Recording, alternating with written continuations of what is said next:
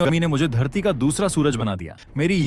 मैंने सूरज के सन स्पॉट को नंगे हाथों से छुआ, लेकिन जलकर राख होने के बजाय मैं सन गॉड बन गया। बेहिसाब रोशनी और गर्मी ने मुझे धरती का दूसरा सूरज बना दिया। मेरी यांग एट्रीब्यूट पावर से बने ब्लेड की गर्मी इतनी थी कि वो जिस भी चीज के ऊपर से गुजरती उसे राख में बदल देती थी। लेकिन मेरे दोबारा जन्म लेने के पहले ही दिन मेरी कैंपस ब्यूटी गर्लफ्रेंड ने सबके सामने मुझसे ब्रेकअप करने का फैसला कर लिया, सिर्फ इसलिए कि उसका एडमिशन टॉप क्लास की चिंगबे यूनिवर्सिटी में हो गया था और मैं एक जूनियर कॉलेज का स्टूडेंट था जो थर्ड डिवीजन भी पास नहीं कर पाया। उसे साफ लग रहा था कि हम अब एक दुनिया के लोग नहीं हैं। कैंपस ब्यूटी चुचिंगली अपने रीजंस गिनाती रही ताकि मैं रियलिटी को समझूं और उसके पीछे न पड़ूं।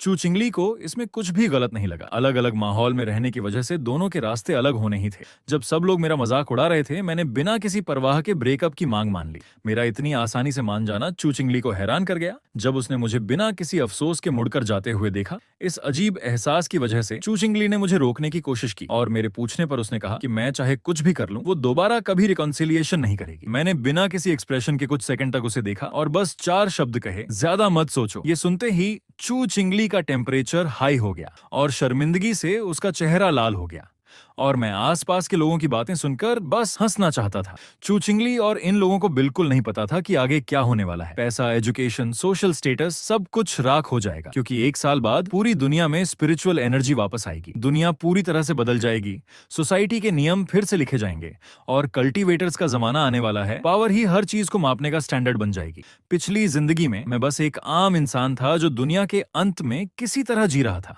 अनगिनत म्यूटेटेड जायंट बीस्ट्स एक नेचुरल डिजास्टर की तरह आए और न जाने कितने शहरों को तबाह कर दिया और मैं आखिर में उन जानवरों के शिकार से बच नहीं पाया।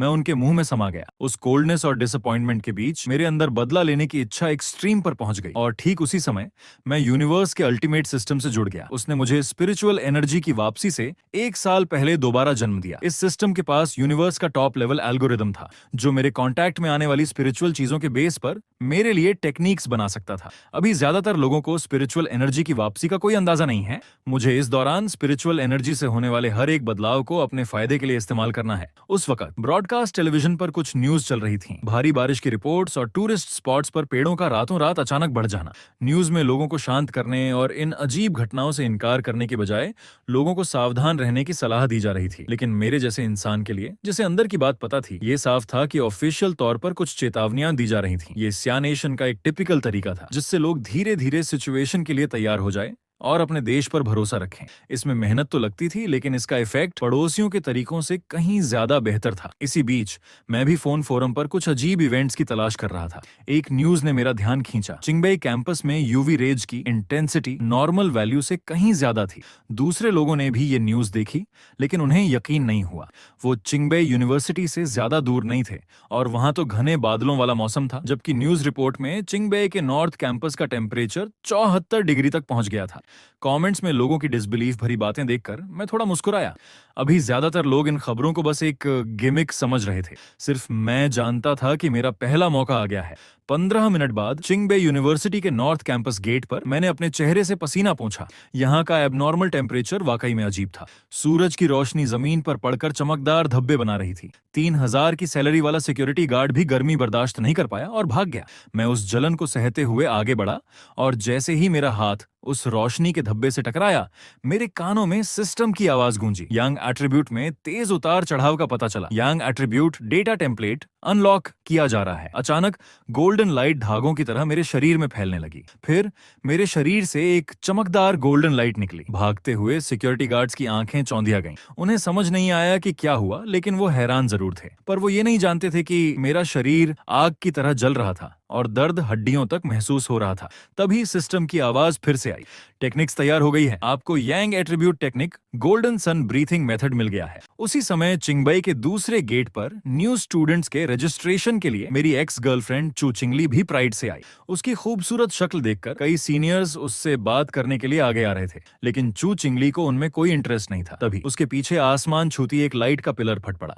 कैंपस के ब्रॉडकास्ट पर अनाउंसमेंट होने लगी। स्टूडेंट्स को नॉर्थ गेट की तरफ न जाने की चेतावनी दी गई। चुचिंगली ने यह सुना, लेकिन उसने स्कूल की वार्निंग को नजरअंदाज करने का फैसला किया। दूसरी तरफ मेरा पूरा शरीर गोल्डन लाइट से ढका हुआ था और सांस लेने पर गोल्डन आग मेरे अंदर के ऑर्गन्स में समा रही थी। मेरे शरीर से अनगिनत इम्प्योरिटीज निकलकर जलकर राख हो गईं। मुझे सिस्टम से गोल्डन सन ब्रीदिंग मेथड के बारे में पता चला कि बस सूरज को घूरकर मैं इस ब्रीदिंग मेथड का यूज करके अपनी बॉडी को प्योर कर सकता हूँ, जब तक कि मैं खुद सन गॉड न बन जाऊं। सिस्टम का प्रॉम्प्ट फिर से आया। मुझे 50 बियॉन्ड जी पॉइंट्स मिले। हालांकि मुझे नहीं पता था कि ये क्या है, लेकिन जैसे ही मैंने गोल्डन सन ब्रीथिंग मेथड का इस्तेमाल किया, वो जलता हुआ सूरज थोड़ा फीका पड़ गया। भले ही ये एक पल के लिए हुआ, लेकिन इसने कई यूनिवर्सिटी स्टूडेंट्स को हैरान कर दिया। तभी प्रिंसिपल आखिर में नॉर्थ गेट पर पहुंचे। उन्होंने वहां मौजूद स्टूडेंट्स को हटाना शुरू कर दिया, लेकिन ज्यादा ध्यान खींचने वाली बात यह थी कि प्रिंसिपल के पीछे मिलिट्री यूनिफॉर्म पहने लोगों का एक ग्रुप था। उनमें से एक ने प्रिंसिपल को तुरंत पूरे उत्तर द्वार को सील करने का आदेश दिया। उधर की हलचल मुझे भी महसूस हुई और मैंने तुरंत वहां से निकलने का फैसला किया। मेरे जाने के कुछ ही देर बाद वो मिस्टीरियस मिलिट्री ऑफिसर उस जगह पर आया